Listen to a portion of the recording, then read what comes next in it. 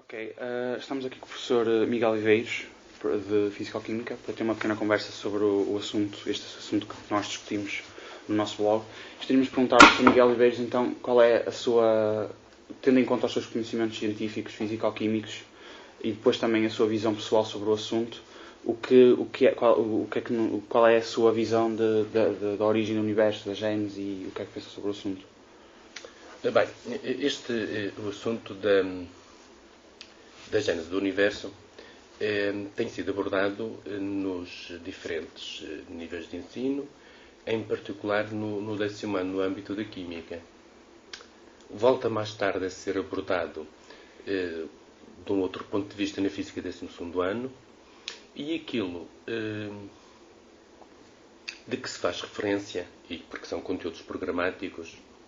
Aliás, no 7º ano começa-se também já a dar uma ideia das diferentes correntes, portanto, numa tentativa de explicarem a gênese do universo.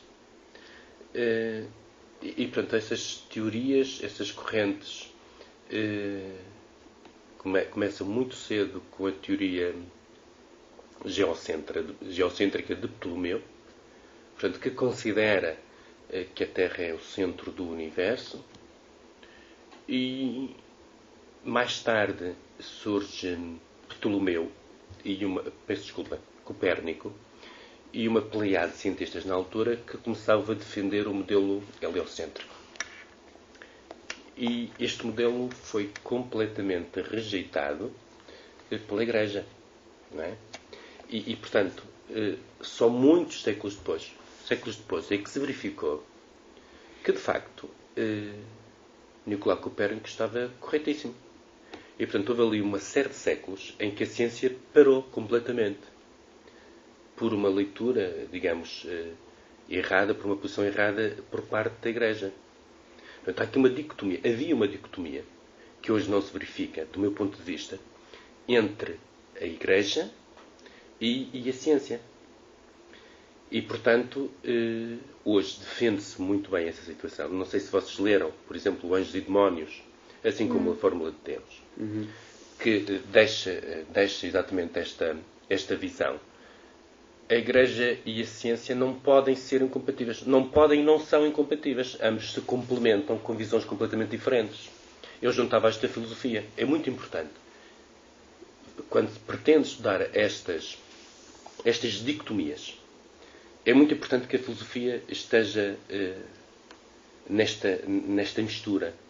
Até porque, como vocês sabem, os sábios na Antiguidade, eles eram tudo. Eram matemáticos, sim, eram médicos, eram químicos, tudo. Portanto, os saberes não eram tão espartilhados. O que aconteceu com a evolução, com o tempo, é que foi-se consolidando, foi-se pormenorizando cada um dos saberes. Mas nenhum aniquilou o outro. Quer dizer, não há um saber mais importante que o outro. São correntes diferentes sobre o mesmo assunto. E, portanto, aquilo que os nossos conteúdos programáticos fornecem, ou nos pede que sejam dissertados, numa perspectiva de desenvolvimento de competências dos nossos alunos, é precisamente pensar sobre o assunto. E quando regressamos já ao 10º ano, quando regressamos ao 10º ano no âmbito da Química, já se fala nas teorias da criação do universo. E aquela que surge à cabeça é o Big Bang. Big Bang. Bem, e que, curiosamente, se não está praticamente confirmada com os estudos que estão a fazer no CERN. Não sei se souberam, mas o bosão de Higgs está na iminência de ser obtido. Portanto, isto é, a partir da reação, obter matéria. E, portanto, confirmando-se isso, parece que já se conseguiu, a teoria do Big Bang acaba por ser acaba por ser algo que foi correto, não é? Pensar-se dessa maneira. É evidente, o grande problema da teoria do Big Bang é basicamente isto. Digamos, aquilo que há coisas que a teoria não explica, peço desculpa, há coisas que a teoria não explica. E o que era antes? Exato. Antes de... Este é que é o problema. O que é que havia antes? Quer dizer, há ali um ponto, digamos assim, que explode. Esse ponto é energia, e a energia transforma-se em matéria. E há uma série de questões que, para mim, e portanto, que estão em aberto, é que passados alguns segundos, muito poucos minutos, já existe ali uma simbiose de radiação, eletrões, protões. De onde é que vieram os protões? Como é que apareceram os eletrões? Porque mais tarde começam a formar-se os átomos, porque vai-se dando um arrefecimento. É tudo compreensível. A partir do momento que surgem os eletrões e os protões, compreende-se, de certo modo, de uma maneira relativamente clara, a formação da matéria. Eu acho isso que se compreende muito bem. A expansão, o afastamento das galáxias, a diminuição da densidade e, por consequentemente, o arrefecimento. Peço desculpa. Mas há uma coisa que não se explica. Mas antes de... Exatamente. E, portanto, essa é a grande questão que eu acho acerca da teoria do Big Bang. Claro que há outras teorias, do meu ponto de vista, sem grande suporte. A teoria do Big Bang, de facto, permite-nos compreender uma série de coisas, mas o antes é que é um bocado difícil. E existe lugar na ciência, assim, para haver para uma possível intenção na criação do universo? Por exemplo, antes do Big Bang, poderá o Big Bang ter sido causado intencionalmente por alguma coisa que poderemos não compreender? Acho isso possível? Pois, eu acho que esse é o problema, não é? Essa é que é a questão. Essa é a questão que o mundo da ciência anda à procura.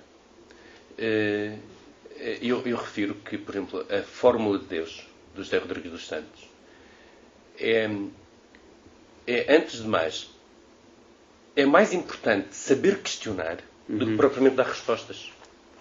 Não é? Eu acho que a arte de fazer ciência